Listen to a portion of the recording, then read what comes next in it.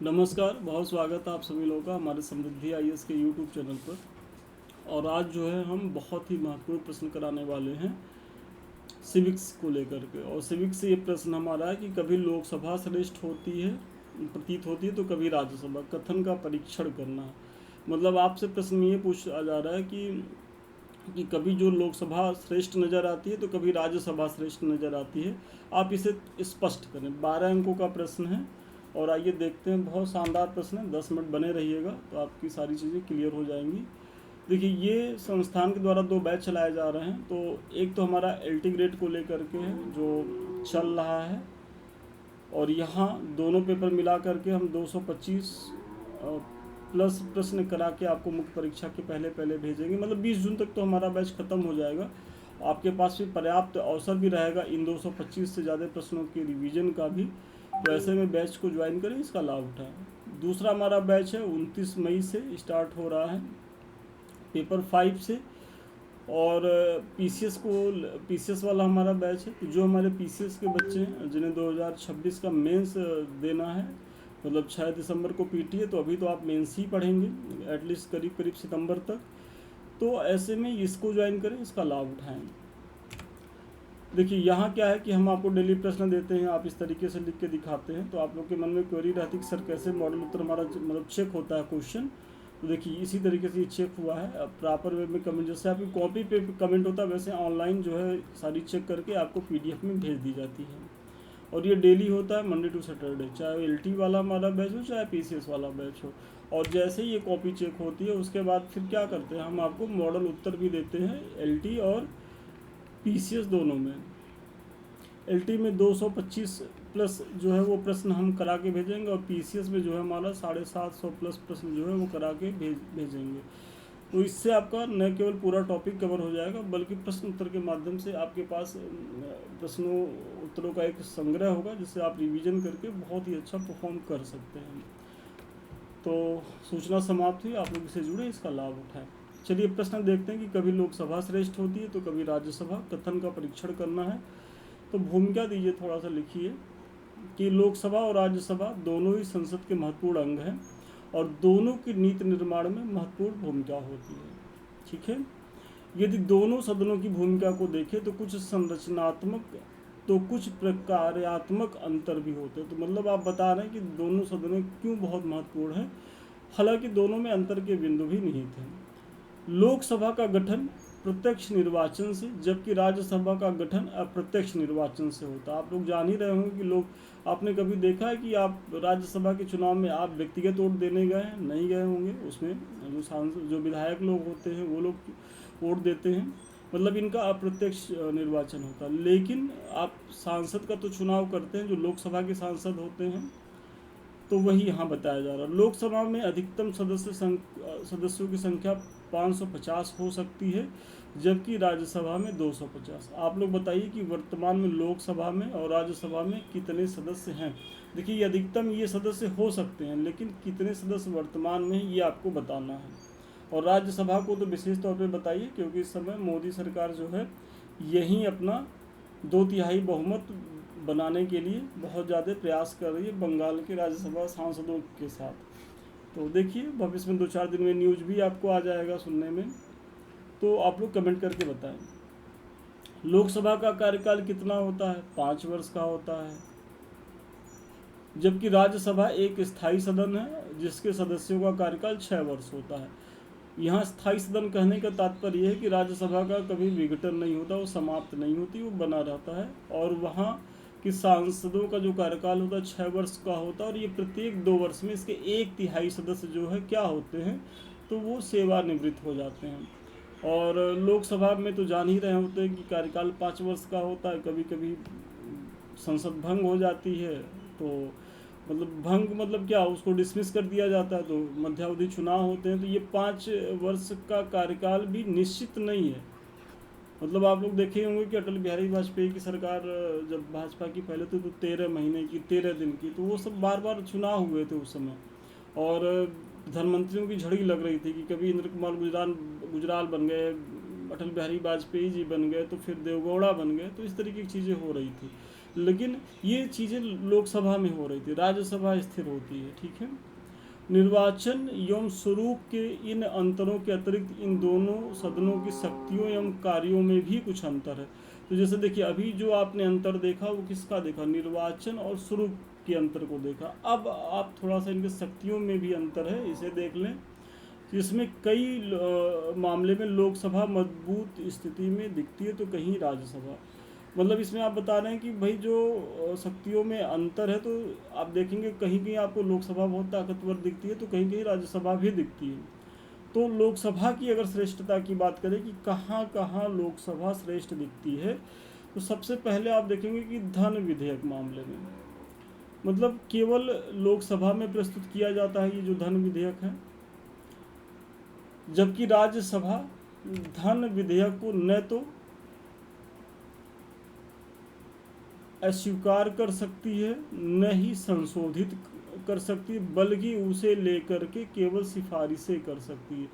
मतलब जो धन विधेयक है वो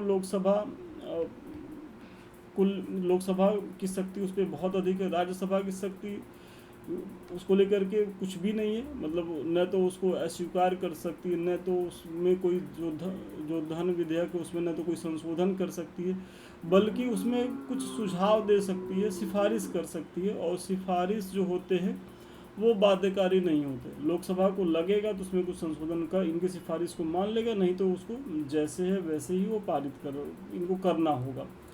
राज्यसभा धन विधेयक को केवल क्या है तो 14 दिनों तक अपने पास रोक सकती है। तो धन विधेयक में आप देख रहे हैं कि लोकसभा की मजबूत स्थिति आपको दिख रही है।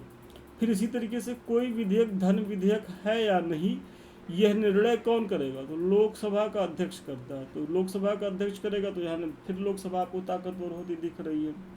फिर राज्यसभा वार्षिक वित्तीय विवरण पर चर्चा कर सकती है, लेकिन अनुदान मांगों पर मतदान नहीं कर सकती। तो अगली जो सीमा है राज्यसभा की कि भाई जो बजट हमारे हैं, जो वार्षिक वित्तीय विवरण है, इस पर राज्यसभा केवल चर्चा करती है, अनुदान मांगों पर ये मतदान नहीं कर सकती। ये अधिकार किससे प्राप्त है, ओनली फॉर लोकसभा। फिर मंत्री परिषद की सामूहिक उत्तरदायित्व केवल लोकसभा के प्रति होता है। तो ये अगली विशेषता है कि भाई आप लोग जो भी सांसद होते हैं, जो सरकार बनती है, जो मंत्री परिषद उससे बनता है, तो उसकी भूमिका लोकसभा के प्रति होती है, आपको पता ही होगा। और ऐसे में अगर लोकसभा में ये विश्वास खो देते हैं तो इन्हें त्यागपत्र देना होता है, भले ही आपका राज्यसभा में बहुत ज़्यादा बहुमत हो, इससे कोई मतलब नहीं है। आपको आपकी जो सामूहिक जिम्मेदारी होती है मंत्री परिषद की, वो लोकसभा के प्रति होती है। इसी तरीके से अविश्वास प्रस्ताव केवल लोकसभा में पेश किए जा सकते हैं। और सही बात है भाई, अविश्वास प्रस्ताव आपके पीटी में भी प्रश्न पूछ सकता है कि अविश्वास प्रस्ताव कहाँ पेश किए जा सकते हैं, केवल लोकसभा में, केवल राज्यसभा में, कि दोनों जगह, कि कोई नहीं।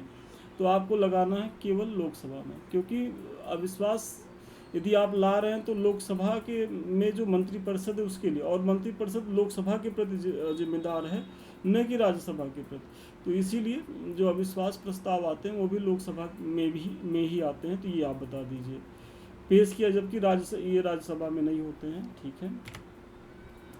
अभी तक आप लोगों ने क्या देखा, तो राज्यसभा की श्रेष्ठता को देखा, जो आपके लोकसभा की श्रेष्ठता को देखा जो आपके प्रश्न में है। मतलब उसमें कहा गया ना कि कभी राज्यसभा श्रेष्ठ होती है तो कभी लोकसभा, तो ठीक है। राज्यसभा जो है वो आपको लोकसभा आपको श्रेष्ठ होती दिख रही है। अब थोड़ा राज्यसभा की जो अधिमान्यता को देख लेते हैं। अधिमान्यता मतलब श्रेष्ठता, जहाँ राज्यसभा को वरीयता प्राप्त है। तो केवल राज्यसभा 2/3 बहुमत द्वारा इस आशय का संकल्प पारित कर सकती है कि संसद राष्ट्रीय हित में राज्य सूची में शामिल किसी विषय पर कानून बनाए, जो आर्टिकल 249 है। तो 2/3 बहुमत से मतलब राज्यसभा ये प्रस्ताव पारित कर सकती है कि राज्य सूची के किसी विषय पर संसद कानून बना सकती है। और ये शक्ति किसे प्राप्त है, केवल राज्यसभा को प्राप्त है। इसी तरीके से अखिल भारतीय सेवाओं के सृजन में, जैसे IAS, IPS और IFS, इसके सृजन में आर्टिकल 312 के तहत किसको अधिमान्यता प्राप्त है, तो ये राज्यसभा को प्राप्त है, ये लोकसभा को प्राप्त नहीं है। मतलब जो सिविल सर्वेंट्स होते हैं अखिल भारतीय सेवाओं के लिए चयनित होते हैं, तो उनके सृजन में राज्यसभा का अनन्य अधिकार है। फिर यह स्थायी सदन है। इसकी एक अगली विशेषता जो मैंने पीछे बताई, इसका विघटन नहीं होता, तो ये भी अपने आप में इसकी महत्वपूर्ण विशेषता है।